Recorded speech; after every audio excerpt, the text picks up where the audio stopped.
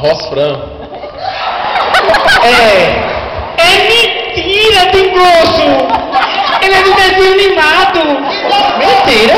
Tatalégua! Mentira, é não, menino. Nada de desenho animado. Seu Mariano! Rosfran, É nome de remédio de aborto, olha.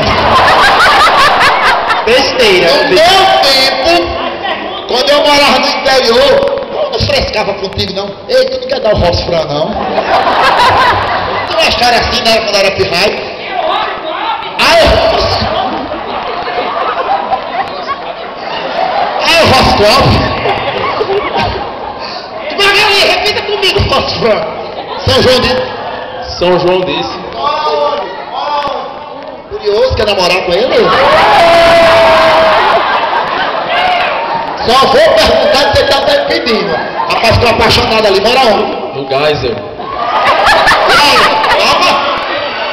E aí, porra? Não, Rodrigo!